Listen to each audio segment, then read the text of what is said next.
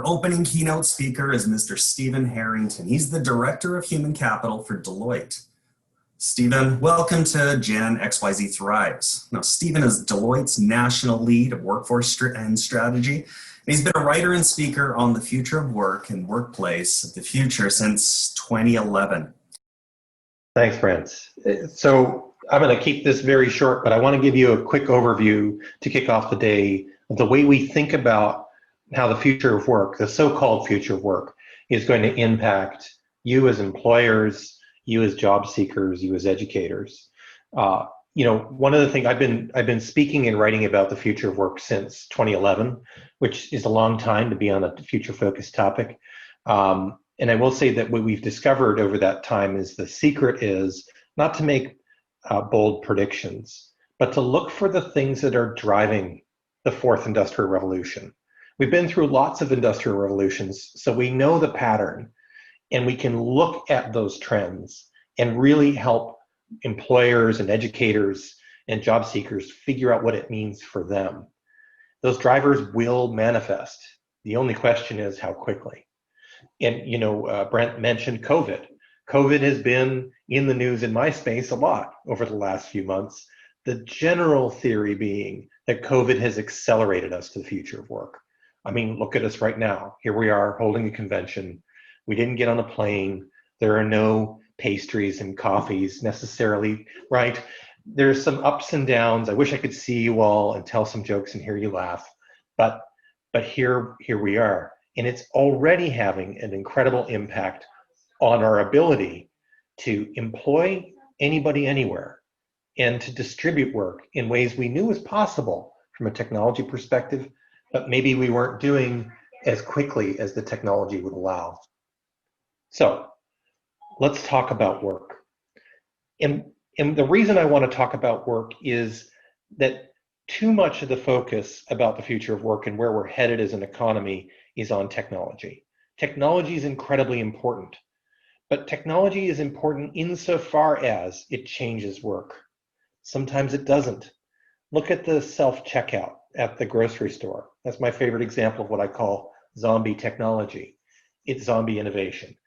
It didn't quite get to the point of changing how customers experience grocery shopping, and it certainly didn't change the work itself. So it's actually become a largely unproductive innovation. If we really want to get quickly to the future of work, we need to figure out how to get people and robots working together in concert for new opportunities for new levels of innovation and new levels of productivity. What we heard about the future of work early on was that it was going to be a robot apocalypse. Everybody worried that the innovations, the technologies were going to take jobs away. Some of the early predictions in 2014, 2015 said that up to 60% of jobs would be fundamentally disrupted by 2020. Here we are in 2020, and I would argue 60% of jobs are still relatively okay. So what's really going on, and this is important for us to understand whether we're seeking work or whether we're an employer, is that jobs are not being disrupted, tasks are. And the real opportunity for us, and this is hopeful for everyone, is can we target the tasks that are dull, that are dangerous, and that are expensive, get them out of work, and be left with jobs that are more meaningful, closer to our customers, closer to citizens. What I'm talking about is what we call the unleashed workforce. It's machine and human working together. If I think about, for an example, the growth in drone use in industrial Canada and in energy and resource spaces, when we were watching that trend early on, the thought was, we need people who are going to be expert in drones. We need people who are going to be expert in video capture and building machines that can spot things on videos. All those things were true. But as it turns out, what you still need is people who know how to inspect industrial sites, that know what to look for, that can take advantage of the, outside of the human spectrum kinds of things that we can capture with these robots and interpret them and quickly manage them into valuable insights for their employer. So I hope that makes sense because it's key to what I want to get through today. Everything you've learned in your job so far, every experience your employee has is just as critical. What we need now to do is to leverage technology to amplify that know-how, not to replace it. The other thing that's critical to understand is that, well, this is a bit of an obvious point, but hey, technology is moving much faster and accelerating much faster than anyone can keep up with. That includes policy, that includes businesses. But let's think for a minute about why. Why is policy slow to catch up with technology? Well, one of the key reasons is, and this is interesting to governments and educators, is we don't do a very good job of allowing policymakers to try things out and fail. We expect them to make policy that works 100% the first time. And that's a little unfair when everyone else is experimenting. So that's one of my challenges I'd like us to think about. How can we allow policymakers to experiment, try something, pilot it, maybe fail, and try again so they can keep up with technology? For businesses, what's happening is they're deeply invested in capital, in resources, in technology, in people. And our whole economic system tells businesses, we go through this too, to wring as much value out of those investments for as long as possible, which means even though we might want to keep up with technology, it's very hard to do. So for businesses, the question is, how do we more quickly turn over less expensive investments in things like technology so that we can keep up? But maybe the most important point here is look at where individuals sit in this simple graphic. They are the most likely to be able to keep up with technological change. But for most employers and educators, we tend to take what individuals learn about technology and lock it away. They can do it at home, but they can't do it on the campus, and they can't do it on the employment site. So there's a little challenge for all of us and for us as employees to try and bring what we know about technology to work every day. Why are we even talking about work is something that often comes up. I mean, we've been through big technological changes before. But what I want to point out here is that the time that it took to go from the typewriter and the personal computer, and along with it the fax machine, to the cell phone was actually decades. I'm sure some of us still have fax machines in our offices today. It's taken a long time, and when those technology changes take time, it leaves us as businesses and as humans time to catch up. But what's been happening in the last 2 decades is that pace is accelerated to the point where that sort of organic change to new technologies is no longer fast enough. And I'm belaboring the point, but what I think that means is we have to start a conversation not just about the technologies, but about how the work itself needs to change. We need to design that change. We need to push that change, particularly as educators and as employers, to go faster and make it easier for employees to learn at the pace they need to. Learning is an important point, so I just want to take a minute here to talk about skills and how they're changing in the future. You can see the top skills by 2030 are becoming more cognitive, and that things like physical and manual skills and basic cognitive skills are becoming less important. But I want to be really clear here. That is just an overall reduction. It is not an elimination. And one of the overreactions I often see in the market, and in parents sometimes as well, is we want to push everybody away from the physical and the manual and the basic cognitive skills. And that is counter to what the market needs. It's counter to what it will need by 2030. We still have a truck driver shortage. We still have trade shortages. We have to make sure that there's a balance in the way we think about this. And one of the ways to strike that balance is to recognize that there are actually 2 distinct types of skills that everyone builds through their careers. On the one side, there are the technical skills. We know what one of the challenges with technical skills, and if you're a job seeker, this might make you feel a little uncomfortable, but I have to talk about it anyway. Technical skills are starting to fall off faster. If you built a technical skill in the 1960s, you could be pretty certain that technical skill would survive through your whole career. Today, the half-life of the skill a technical skill, is somewhere between 2.5 and 5 years. That means we all need to turn over our skills much more often. And employers need to turn over the skills of their workforce much more often. So that means we need to think about whole new ways of approaching learning.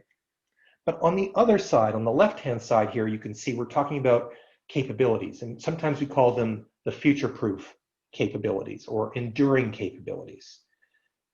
Imagine a worker who's learned how a particular trade, carpentry trade, works on a job site, for an example.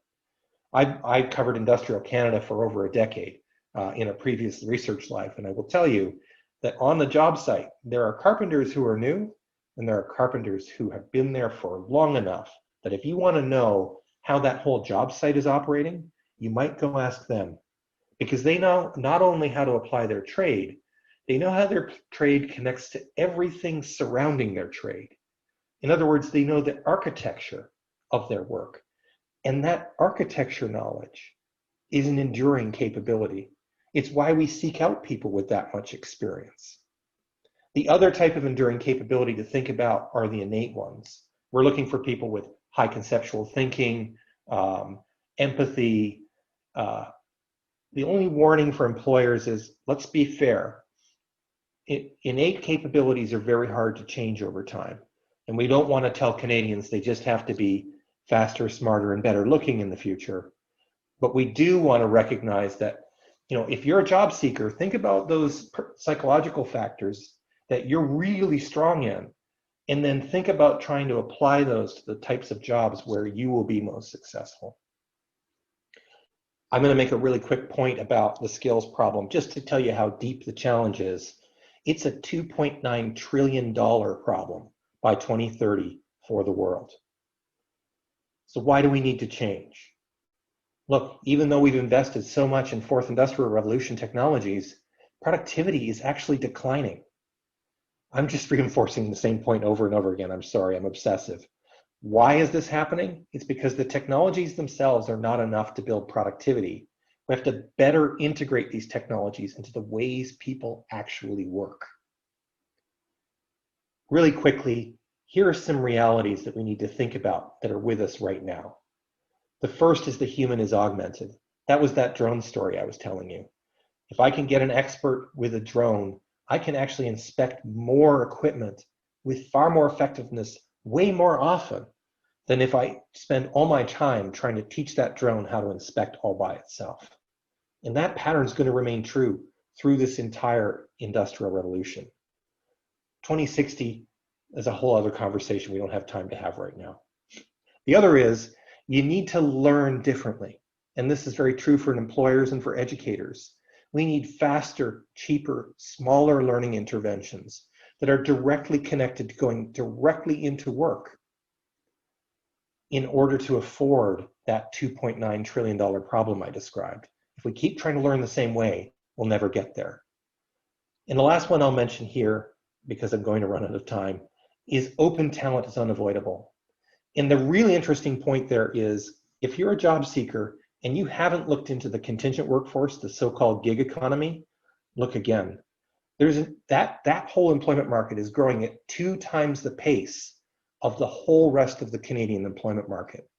I'm not talking just about Uber. I'm talking about sites like Upworks or Amazon Turk. There are tons of them if you do a quick Google search, where you could quickly go from applying to working through a completely digital labor market attachment. Okay, so how do we get there? Advice for employers and educators is to get really disciplined about how you build future skills. Don't just get a top 10 list. Look at what your strategy is, and then think about exactly what skills do I need to execute that strategy that I don't have today. And make sure you know exactly who's going to learn them to make it manageable. Bring data to understand what tasks could be disrupted within the jobs that you hold. Because remember, it's not the job that's going to get disrupted, it's the tasks. And that's a whole new way of thinking that it's very hard for us as employers to do unless we apply ourselves to. And then finally, come up with strategies for new ways of working. Before COVID, That would have been about agile, lean, all kinds of interesting stuff. Right now, I'll say to you, just about every day of the week for me, it's about remote work. How are we going to make remote work ways of work is a big, big topic here. And then if I'm talking to employees and candidates, think about how you invest your skills, balancing those technical skills I was talking about with those longer lasting, enduring capabilities. And please remember that almost anything you want to learn is just a Google search away. I can't believe how many people don't take advantage of the free online learning available today. And the second point is redefine your idea of what security means as something that's in the future. We've tended to think that security is that job that I can have for 30 years. But the truth is, real security is in keeping up with that technology curve that I talked to you about. And then finally, find opportunity in new ways of working. Remember, you can be employed anywhere at any time using the types of technologies that we have available today. So that's it. I'm just a touch over time, Eva. I apologize. I practiced 15 minutes, but I probably got geeky there somewhere along the way. But I hope that was a helpful kickoff for the territory and the way we think about the future of work here at Deloitte.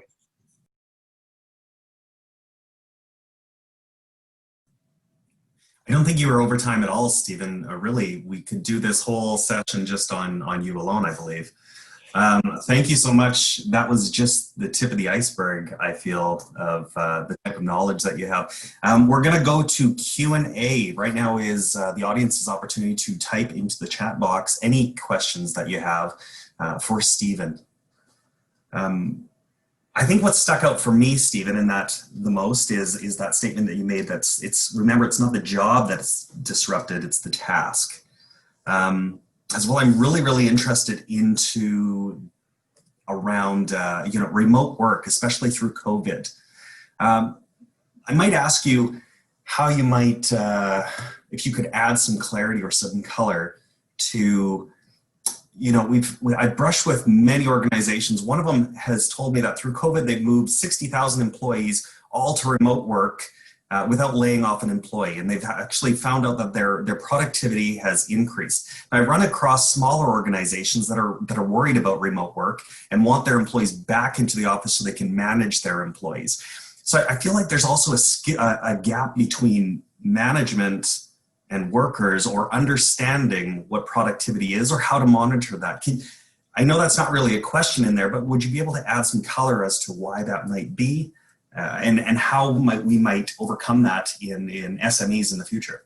Yeah, well, I mean, so it's an incredibly complex topic because it involves humans and they're so unpredictable. But we did move millions and millions of people globally overnight into remote work arrangements, which is frankly incredible. Lucky us that we were far enough along in this portion of the Industrial Revolution that the cheap technologies, and they are very low cost, were there and ready to catch us. But I do think that the productivity picture is very mixed. We did a study in the US of about 12,000 workers, and when we asked them if they could work effectively from home, 80% of them said they could do the majority of their duties as effectively or more effectively from home. But then, because we had some clever researchers involved, we asked them some more detailed questions about the kinds of work practices and behaviors that we know lend to remote work productivity. And only 50% of the 80% were able to actually demonstrate productive behaviors. So not surprisingly, I think there's actually a big gap here. We did this very quickly. What we need to do now is figure out how to make remote work permanent where it makes sense. Mm. The most popular solution in the market, by the way, is hybrid. It's this idea that I am going to reopen my workplace because I need a place to ground my culture. I need a place where I can run a war room or have a library or a cafe. That kind of work needs to keep happening. But I also want to give my workers some flexibility because I think there is a productivity and engagement advantage. There are all kinds of challenges with that too. We probably don't have time to get into, but one of them is we did some further research and we found out that most people who would have an option to go in whenever they wanted would want to go in on Wednesday, right? Not very many people wanted to go in on Friday, and not very many people wanted to go in on Monday. So imagine you're a large employer and now you're trying to plan your workspace and everybody arrives on Wednesday. That's going to be very inefficient. So just to give you one example of the tough decisions and issues we need to work through. We have a question in the chat from Corey. Now, this says, what about the capabilities of individuals? How does future work look for those that might not have the abilities or capacity for the new technology wave? Yeah, well, the new technology wave, it's partly on the new technology wave. There's a great little video that Adobe put out. I think if you Google Adobe bank robbery, you'll be able to find it. It's meant to be humorous. This couple guys come in and they're robbing the bank, but the punchline is that the bank's video technology recognizes who they are, translate it to the back end system, so the teller can see who they are, but also some of the things they might need from a bank. And she just starts asking them questions like, "Hey, John, I think you might be looking for a mortgage. Did you know?" And it solves their financial problems and they give up the robbery, right? But the point is, first of all, that is technology plus human making a different experience. But it also doesn't require that individual to have any advanced technology knowledge in order to operate that technology. It's been designed so that it's easy to use, as it should be. I actually don't think 2030 and 2040 technology is going to be about us all knowing how to code. I think it's going to be about us knowing how to work with information coming at us from technologies and knowing how to apply that to expertise we probably already have. Yeah, I like that. This question around AI, how AI shouldn't be noticeable, but it should increase our productivity. Speaking of productivity, Monica also asks, how are you measuring productivity? Now, that's obviously different for each trade and changes through COVID and remote work, but what are some measures of productivity that we could use to both from a management perspective as well as a worker perspective? I work with our chief economist enough. I'm not going to give that answer. That one's that's too macro.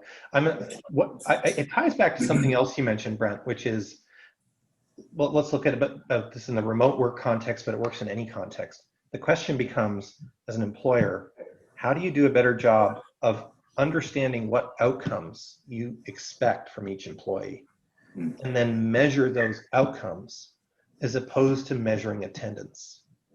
That's a big mindset shift for us as employers in North America. I've been really cruel in the past, and I've said that workplaces and field operations have often operated more like prisons than workplaces, meaning that we have a spot for each employee so that we can make sure they're there.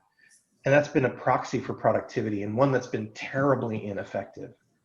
But if instead I could say, hey, Brent, 2 weeks from now, I think you and I can accomplish X, and then I spend all my time working with you to make sure that X happens, now I'm actually driving productivity, assuming that I know how to identify outcomes that are important to my business. Hope that makes sense. Yeah, no, absolutely. We do have time for one more question. This one actually comes from Eva. She says, suggestions to the construction trades, especially the sub-trades in the next 3 years. Of course, this given that Tim Caldwell will be speaking next on our agenda. But yeah, well, we talked about this, didn't we, Eva? I've done some work with the trades associations over the last few years, and one of the things I'll often say to them is, hey guys, why don't you go on the offensive? Because look, that task disruption I was talking to you about is going to impact different roles at different paces. And one of the biggest employers in Canada are the people who employ people in the financial services industry. And I'd go right after them. And like, I can imagine a dark and brooding ad that says, thinking about becoming an accountant? Think again, right? But trades in particular that are not tied to worksite, it's going to be very difficult to automate their work. They will be working alongside machines, as I described earlier, but there's still a shortage in trades, and the likelihood of mass disruption in trades is low. So I continue to tell people who are wondering, what should my kids get into in the future? Look, I work for Deloitte. I'm not saying don't become an accountant. There still will be accounting jobs, but trades are way underinvested in for the future in the health of our economy. I think that's a fantastic insight and something to leave off. Stephen, I think one last quick question for me is, do you do coaching? Because I think I want to be first in line to figure out what I should do in the future. Thank you so much, Stephen.